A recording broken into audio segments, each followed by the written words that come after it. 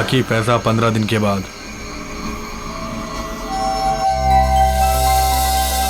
दादाजी दादाजी, देखिए मुझे क्या मिला। अरे चिंटू बेटा, ये फोटो तुझे कहाँ मिला? मिला नहीं दादाजी, ढूंढा है मैंने अपने स्कूल प्रोजेक्ट के लिए। School project? तो स्कूल प्रोजेक्ट में फोटो का क्या काम? मुझे अपने स्कूल प्रोजेक्ट में दादा और दादी की फोटो लगानी है। आपके पास कोई और फोटो तो है ही नहीं, इसलिए मैं इसमें से काट के लगा दूंगा। अरे चिंटू बेटा, मुझे तो इस फोटो में ही पूरा परिवार साथ दिखाई दे रहा है। इसको काट के इस परिवार को अलग मत कर बेटा। गुजराती को गिनना सिखा रहे हो? कल मेरे सामने पूरा 2 ट्रक माल सीमेंट का आया है, पूरा 2 ट्रक माल सीमेंट का। खुराक आदि कैसी हो गई? मैं तुम लोगों से पूछ रहा हूं, खुराक आदि कैसी हो गई? कहां गायब हो गया आधा माला? क्यों करे तुम ये सब कुछ?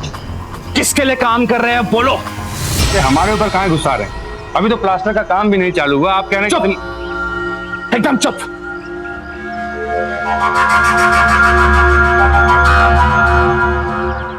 जयेश, कहाँ गया सीमेंट? मैंने खबर नहीं थी मोटा भाई। यहाँ पूरा 1 ट्रक सीमेंट का माल गायब हो गया है और तुझे तेरे मोबाइल की पड़ी हुई है। यही का इस्तेमाल हो गया मैंने। ला मोबाइल हाल। बेवकूफ समझता है मुझे? यहाँ बेवकूफ समझते हो? यहाँ का इस्तेमाल हुआ है। ये तो बोल रहा है कि अब तक प्लास्टर का काम शुरू नहीं हुआ है। देखो, अगर मुझे शाम तक पता नहीं चला ना कि सीमेंट कहाँ गायब हुआ है, तो देख लेना तुम सब लोग।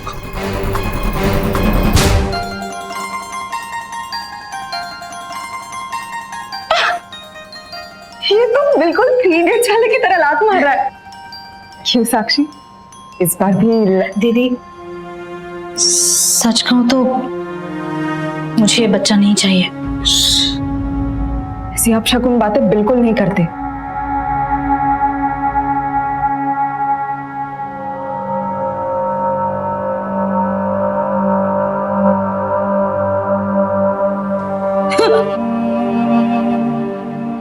अरे, एक तो खुशी घर आ रही है और तू रो रही है। क्या हुआ साक्षी? बता मुझे, मुझसे छुपाएगी? क्या हुआ? बता क्या हुआ?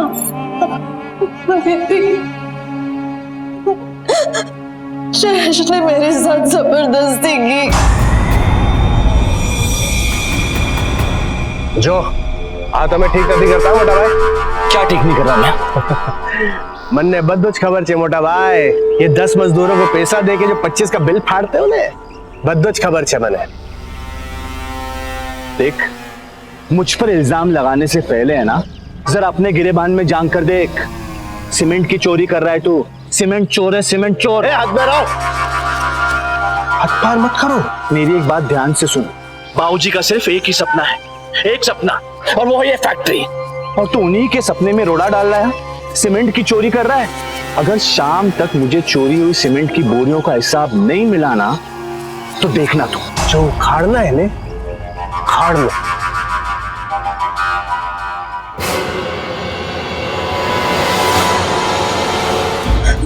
देखिए, मुझे जबरदस्ती वाला प्यार नहीं चाहिए। जयेश की इतनी हिम्मत।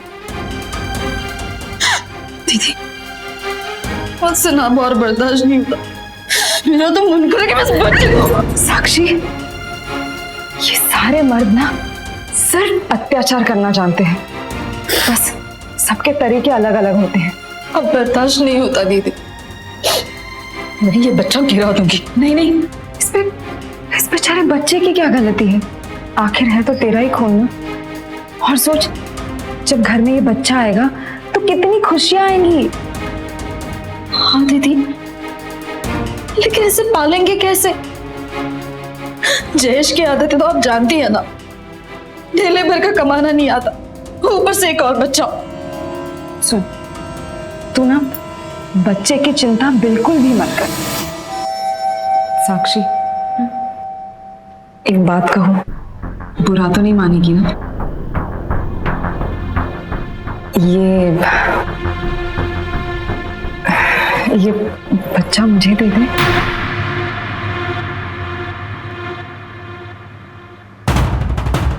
क्या कह रही है आप दीदी? इसमें गलत क्या है साक्षी? दीदी, अपना बच्चा तो अपना होता है ना। और वैसे भी एक बात बताइए मुझे, जब कल ये बच्चा बड़ा हो जाएगा और उसे पता चलेगा कि आप उसकी असली मां नहीं है, कोई और है, तो क्या वो आपसे प्यार करेगा?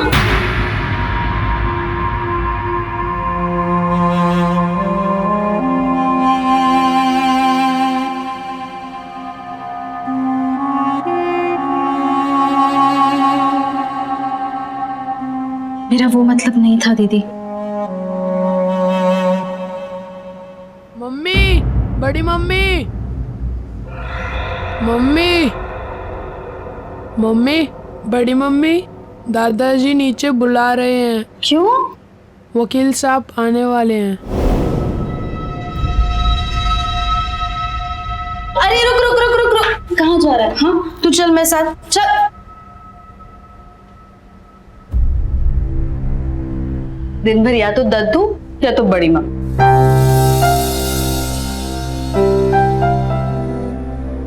उदय भाई और जयेश भाई आए नीचे। वैसे तो घर कभी आते नहीं, आज वसीयत के लिए आ गए।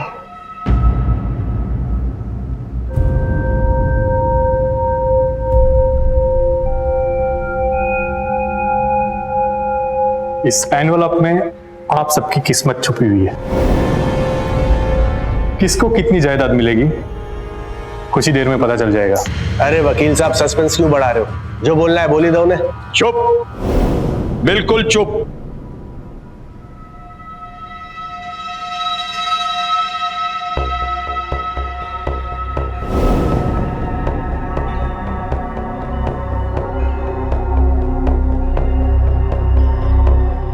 क्या हुआ बाबूजी?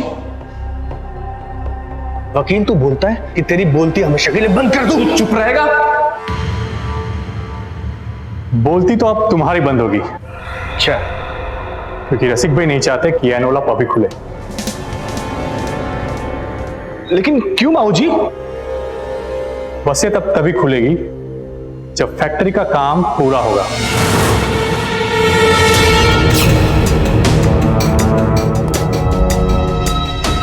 सबको मर्जी के मुताबिक मिलेगा, बस फैक्ट्री का काम टाइम पर पूरा होना चाहिए। और फैक्ट्री तैयार होने से पहले अगर आप नहीं, कुछ नहीं होगा मुझे। फैक्ट्री तैयार होने से पहले मैं मरूंगा नहीं, क्योंकि मेरा कई सालों का सपना है और ये सपना मैं अधूरा नहीं छोड़ सकता। और तुम सब लोग कान खोल के सुन लो, ये फैक्ट्री अगर 1 महीने में तैयार नहीं हुई तो किसी को फूटी कौड़ी तक नहीं मिलेगी। आ बात तमें गांठे बांधी ने बांध। बाबूजी बाबूजी बाबूजी बाबूजी बाबूजी क्या हो गया आपको? आप लोग इनका ब्लड प्रेशर मत बढ़वाइए। तू चुप रहे और जाकर डॉक्टर को बुला। ये बुढ़ाऊ नाक में दम करके रखा है, अभी तो और करेगा। हाँ तो छोड़ दे, चला क्यों नहीं जाता इधर से? शांत हो जाइए आप। जाऊंगा, सब बर्बाद करके जाऊंगा मैं। आप लोग प्लीज बाबूजी को परेशान मत कीजिए। बाबूजी चलिए चलिए बाबूजी। कितना मुश्किल होता है एक पिता के लिए अपने अंतिम समय में बच्चों के नाम वसीयत लिखना, और वो भी तब जब उसे एहसास हो कि उसके बच्चों को उसकी जिंदगी से ज्यादा जायदाद प्यारी है। यहां भी ना तो जयेश को रसिक भाई की परवाह है, ना ही बड़े बेटे उदय को। अपने बिखरे हुए परिवार को एक छत के नीचे लाने की इस पिता की ईमानदार कोशिश को हर किसी का अपना नजरिया है देखने का। सब अपना फायदा ढूंढ रहे हैं। लालच में लिपटी हुई ये सोच इस परिवार को कहां लेकर जाएगी, ये तो आने वाला वक्त ही बताएगा। लेकिन इस परिवार के सदस्यों के रंग बदलते चेहरों को देखकर आप हैरत में पड़ जाएंगे, क्योंकि जो जैसा दिखता है वैसा है नहीं।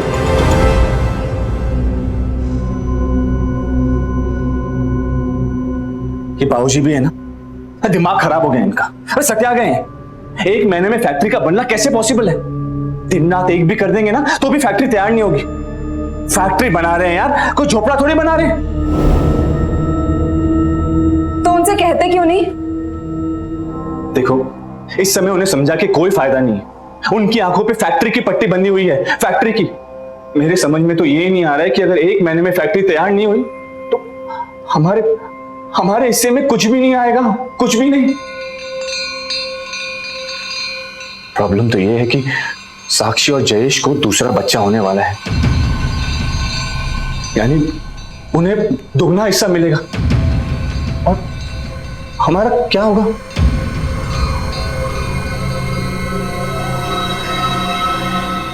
मेरी तरफ ऐसे मत देखो, तुम भी अच्छे से जानते हो कि प्रॉब्लम तुम में है, मुझ में नहीं। जानता हूं निरंजना, जानता हूं कि प्रॉब्लम मुझ में है, कमी मुझ में है। कम से कम तुम तो जले पे नमक मत छिड़को। मैं सिर्फ याद दिला रही हूं, अक्सर मर्द अपनी गलती भूल जाते हैं।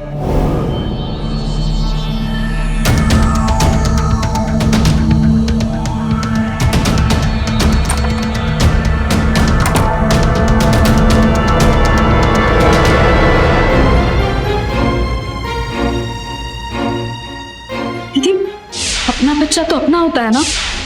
और वैसे भी कल जब ये बच्चा बड़ा हो जाएगा और उसे पता चलेगा कि आप उसकी असली मां नहीं है, तो क्या वो आपसे प्यार करेगा?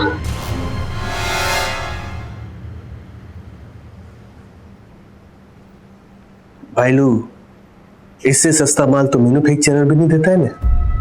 हाँ, नहीं, तुमने दोबारा फोन नहीं करूंगा।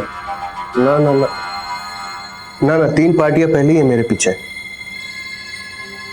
ये हुई ना बिजनेस वाली बात। हाँ। क्या चल रहा है ये सब? क्या नहीं, बिजनेस नहीं बात है, तो नाम जन्नती पड़े। हाँ, मुझे समझ नहीं आएगी, क्योंकि आज तक मुझे तुम्हारी कोई भी बात समझ नहीं आई जयेश। जो मेरा मूड बहुत अच्छा है, तू बोर मत कर। जयेश, पापा तो फैक्ट्री बनवा रहे हैं ना, तो ये बेचने की बात कहां से आई? अबे तू दाल बनाती है तो उसमें तू हल्दी डालती है कि हींग डालती है, पूछता हूँ। नहीं, क्योंकि मैं ऐसा कोई काम नहीं करती जिस पे शक किया जा सके, और तुम यही करते हो हमेशा। अरे पगली, जब अच्छे दिन आने वाले होते हैं ना तो ऐसी बातें नहीं करते। मैं तुझे नोटों से नहलाऊंगा, नोटों से। हाथ मत लगाओ तो मुझे। अरे मैं तो कुछ और करने की बात कर रहा था। हटो तुम मुझसे। क्या कर रही है? क्या कर रही हो? शर्म नहीं आती तुम्हें? ये पेट नहीं दिख रहा है? हाँ, आ तुम्हारो प्रेम छे, प्रेम तारो प्रेम નથી છે, તારો હવસ છે। पहले शरीर की, फिर पैसे की। जितने ज्यादा बच्चे, जायदाद में उतना ही ज्यादा हिस्सा, है ना?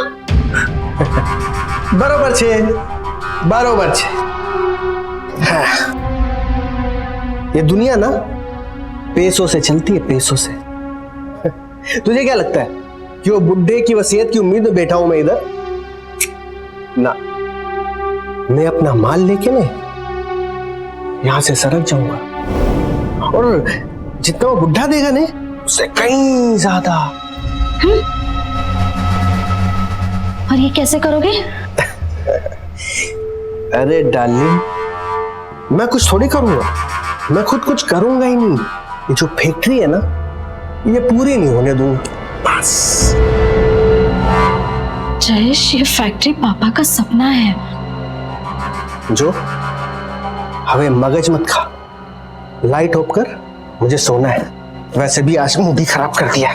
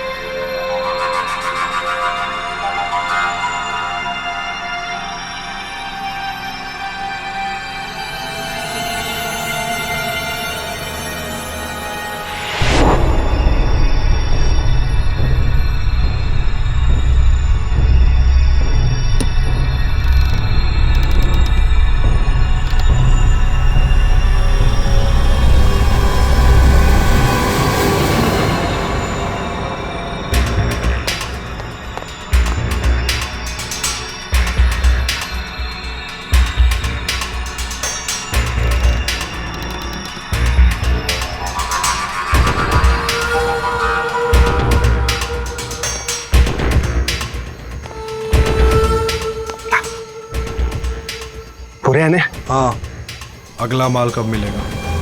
बहुत जल्दी।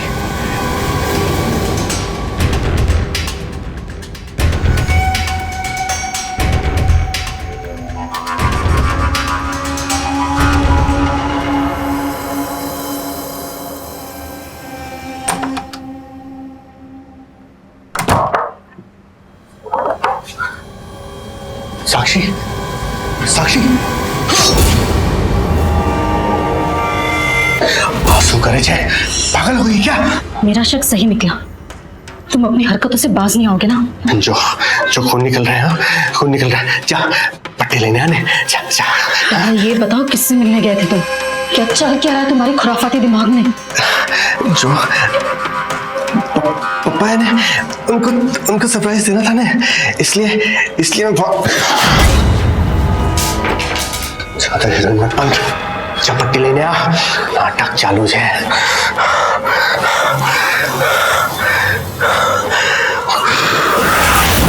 बहुत नाटक हो गए तेरे जैसे। तुम्हारी हर एक बात झूठ है। इसके बाद तुम सिर्फ सच बोलोगे, क्योंकि अगर एक बार भी तुमने झूठ बोला ना तो मैं अपने साक्षी की पुत्री को भी ले जाऊंगी, तुझे भी नहीं छोड़ूंगी। साक्षी, साक्षी चाकू नीचे कर।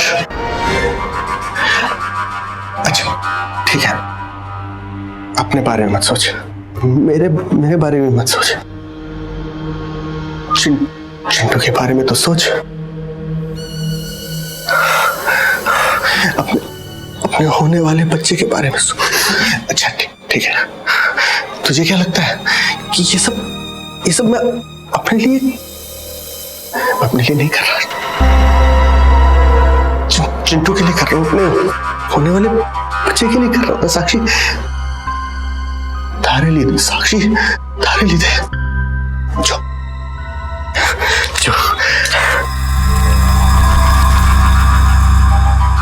इतने सारे पैसे? जश कहां से आए इतने पैसे? तंग आ गई तेरे झूठ से। साक्षी, मेरा दिल करता है कि चिल्ला चिल्ला के पूरी दुनिया को बोलूं कि मेरा पति चोर है, मेरा पति फरेबी है, मेरा पति साक्षी नहीं, देख तुझे जो करना है कर लेना। हाँ, ये सब मैंने तेरे लिए किया है। देख अब तू देख मैंने तेरे लिए क्या क्या किया है ना, क्या क्या किया, उसके बाद तेरा जो मन है करना।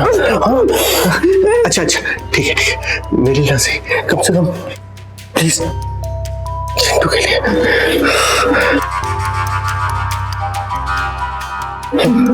हाँ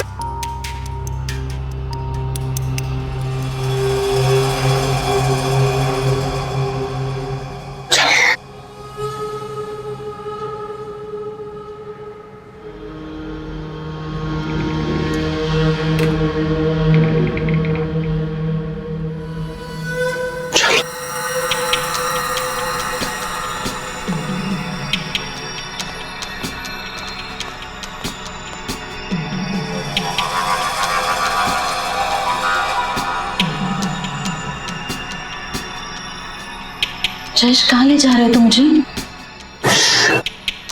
हमारे पास चढ़ो, संभाल के संभाल के।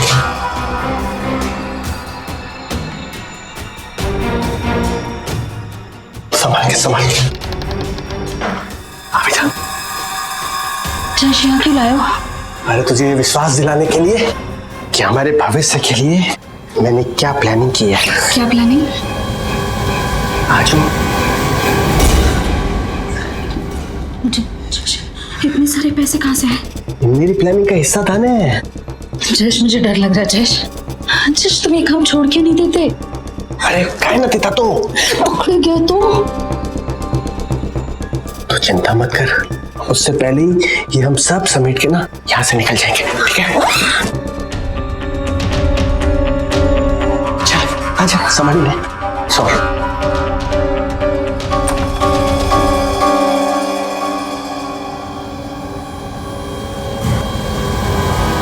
चिंटू कहाँ गया?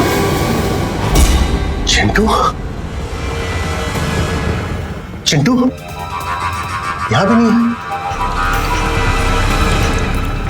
अरे संभाली ने।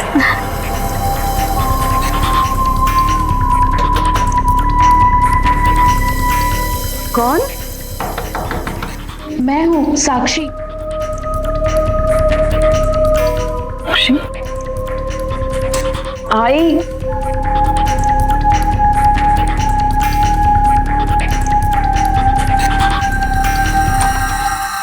क्या हुआ? अभी चिंटू कहीं मिल नहीं रहा है। टेंशन मत ले, उसे मैं यहाँ अपने साथ ले आई। दीदी शर्म नहीं आई आपको? हाँ, ऐसे आधी रात को चिंटू को बिना बताए यहाँ लेते आ जा। मेरी जान निकली जा रही है। अरे वो कमरे में अकेला सो रहा था, मैंने सोचा डर जाएगा इसलिए यहाँ ले आई। ऐसे आधी रात को किसी बच्चे को उठाकर लाने से पहले आपको सोचना चाहिए था ना। किसी का बच्चा?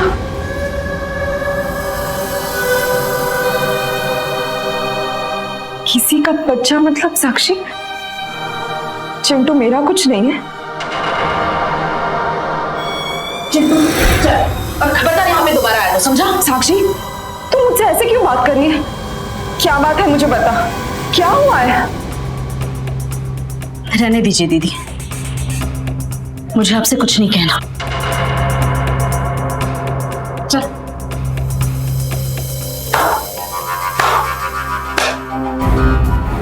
बहुत सरस मोटा भाई, बहुत सरस। मुझे सीमेंट चोर बोलने से पहले में अपने गिरेबान में झांक लेते। बच्चा चुराना सीमेंट चुराने से ज्यादा बड़ा अपराध है। बस जयेश बस, अब अगर एक शब्द भी अपने मुंह से निकाला तो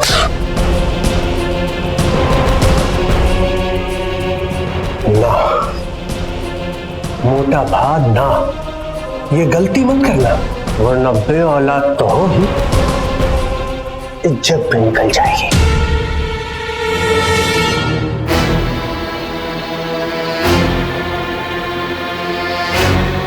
और तुम्हें कितनी बार कहा है कि दरवाजे पे ताला लगाया करो।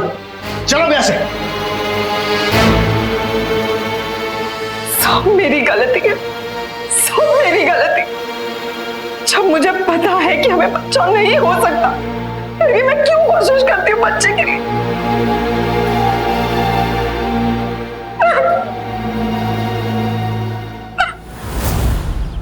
जयेश और उदय के बीच जायदाद को लेकर मनमुटाव तो था ही, लेकिन दोनों बहुओं को देखकर ऐसा लग रहा था कि शायद वो इस घर को टूटने से बचा लेंगी। लेकिन जयेश ने अपनी चालबाजी से साक्षी के दिमाग में भी जहर भर दिया। अपने ही बेटे की चोरी का आरोप लगाकर जयेश और साक्षी ने जिस तरह से निरंजना को अपमानित किया, वो जले पर नमक छिड़कने जैसा था। देखना यह है कि क्या निरंजना चुपचाप अपमान का घूंट पी लेगी या फिर कुछ ऐसा कर बैठेगी कि ये टूटता हुआ घर बिल्कुल ही तबाह हो जाए।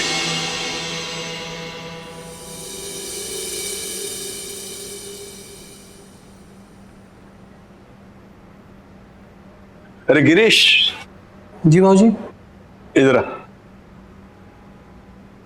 तू तो फैक्ट्री पे जा चुका है ना, मुझे बता वहां पे कितना काम हुआ है?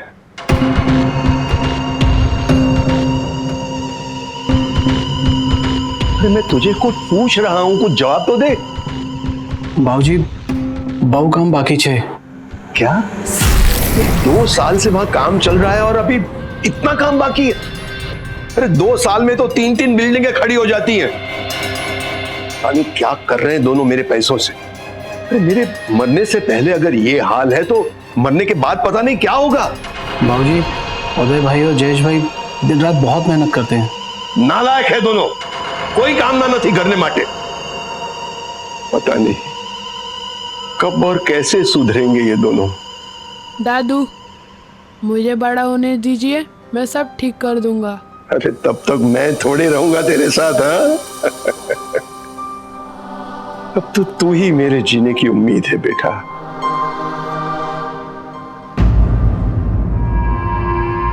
दीदी अपना बच्चा तो अपना होता है ना। और वैसे भी कल जब ये बच्चा बड़ा हो जाएगा और उसे पता चलेगा कि आप उसकी असली मां नहीं है, तो क्या वो आपसे प्यार करेगा? ऐसे आधी रात को किसी बच्चे को उठाकर लाने से पहले आपको सोचना चाहिए था ना। बड़ी मम्मी आपको बेबी क्यों नहीं है?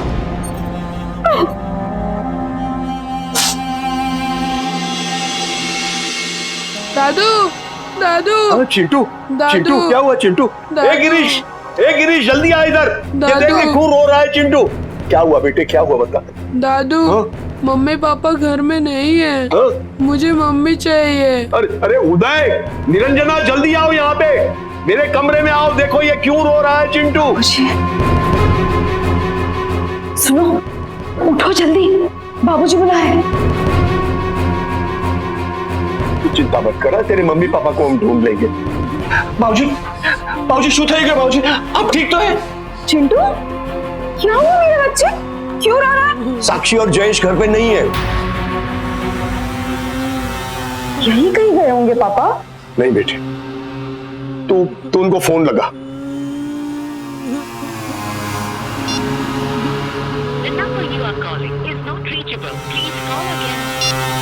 साक्षी का फोन रीचेबल नहीं है। तो जयेश को लगा।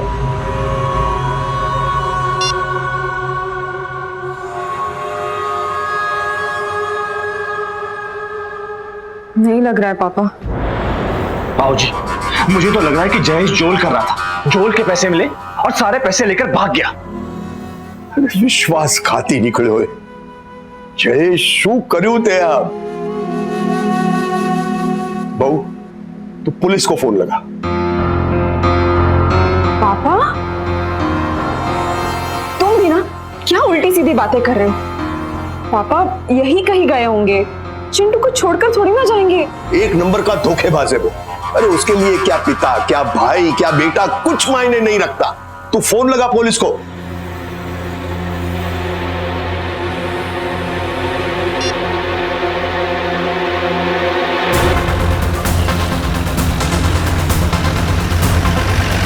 अच्छा ओके ठीक है सर, वो लोग ट्रैवल एजेंट के पास गए नहीं? तो जरूर वो बस स्टैंड गए होंगे। हमें भी जल्द से जल्द पहुंचना पड़ेगा, क्योंकि बड़ौदा जाने वाली बस 15 मिनट में बस स्टैंड से निकल जाएगी।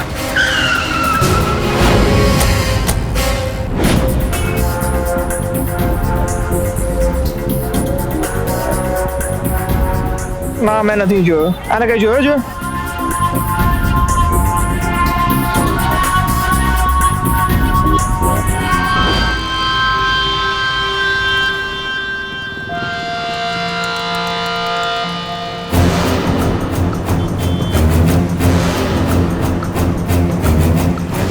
इनको कहीं देखा है?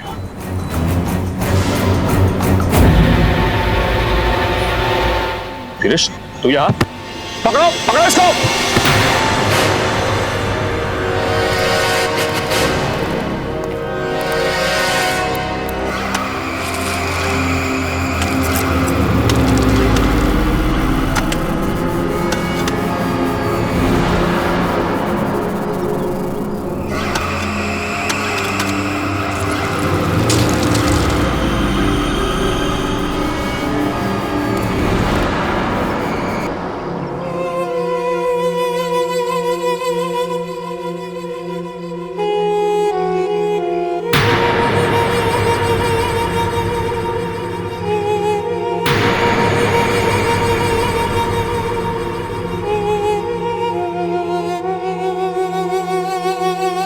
रोना बंद कर और बोलना चालू कर।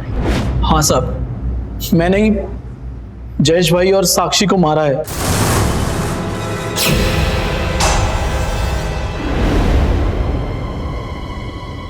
लेकिन मैंने अकेले नहीं मारा, इसमें परिवार का एक सदस्य और भी शामिल है।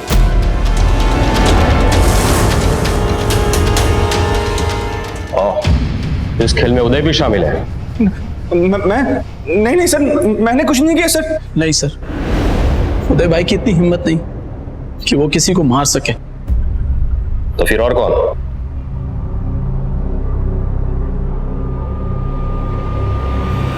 निरंजना।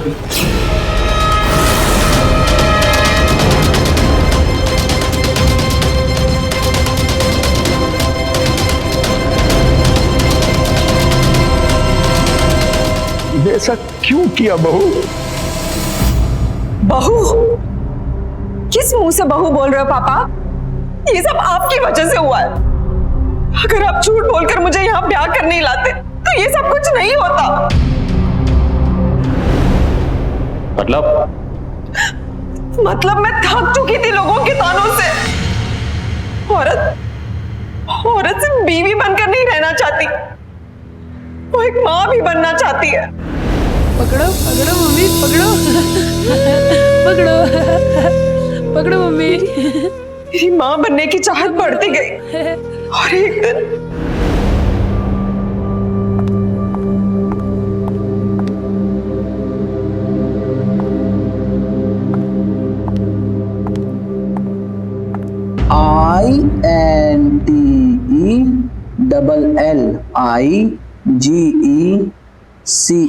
INTELLIGENCE इंटेलिजेंट TESTER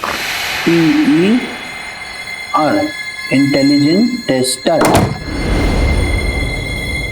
बड़ी मालकिन आप यहाँ? गिरीश, मुझे तुम्हारी मदद चाहिए। जी बोलिए ना, क्या काम था? बड़ी मालकिन दरवाजे क्यों बंद कर रही हैं आप? गिरीश, मुझे एक बच्चा चाहिए, वो भी तुमसे। बड़ी मालकिन ये क्या बोल रही हैं आप? ये नहीं हो सकता।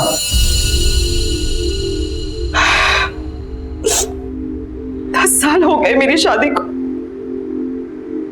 लेकिन मुझे कभी भी पति का प्यार नहीं मिला। इस दर्द को लेकर तो जी ले, लेकिन जब डॉक्टर ने कहा कि हमें कभी बच्चा नहीं हो सकता, तो मेरी जीने की सारी उम्मीद टूट गई। उदय कभी खुद से बाप नहीं बन सकता, ये बात पापा जानते थे, लेकिन फिर भी धोखे से मेरी शादी कराई, ताकि समाज को ये लगे कि कमी मुझ में है, उदय में नहीं। अब तुम ही मेरी मदद कर सकते हो प्लीज।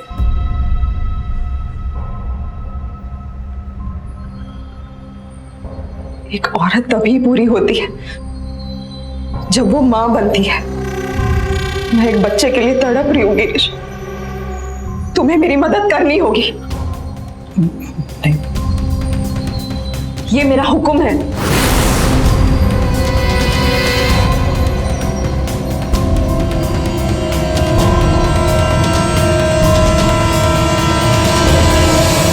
मुझे पता था कि मेरी मां बनने की बात जानकर आप लोग मुझे नहीं स्वीकारेंगे।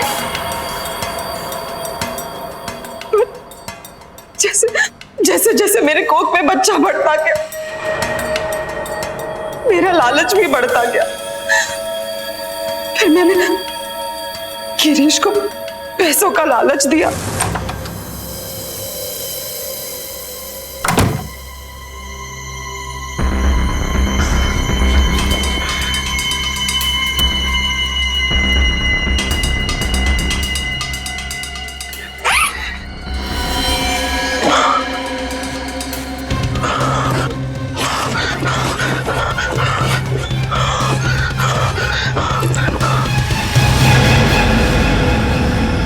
पैसे कहाँ हैं?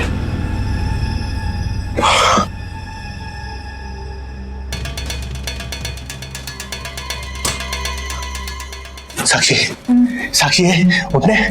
क्या हुआ? बर्बाद हो गई, सारे पैसे गायब हो गए, बर्बाद हो। क्या? बर्बाद हो। हेलो, तुम्हारा सारा पैसा मेरे पास है। तुम्हारे पास? हाँ, मेरे पास। अगर तुम्हें अपना पैसा चाहिए तो फैक्ट्री के पीछे वाले हिस्से में मिलो, और हाँ, साक्षी को साथ लेके आना 1 घंटे के अंदर। हेलो, हेलो, क्या हुआ?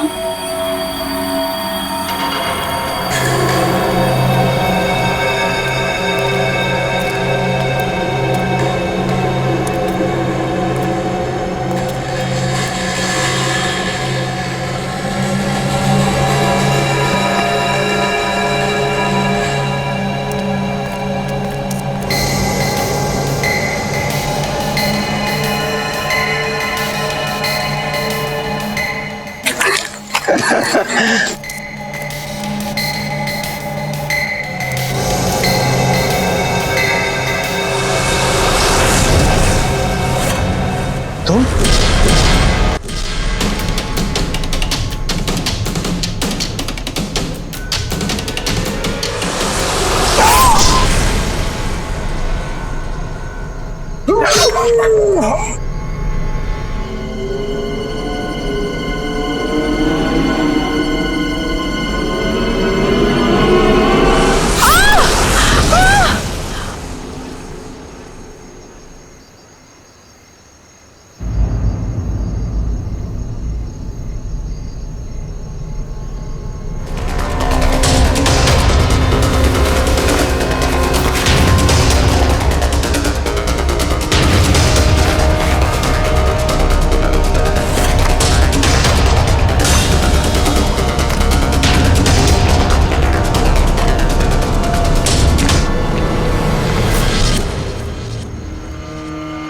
जल्द से जल्द यहाँ से भाग जाओ। मामला ठंडा होते ही मैं तुम्हें वापस बुलाऊंगी। तुम्हें तुम्हारा हिस्सा मिल जाएगा।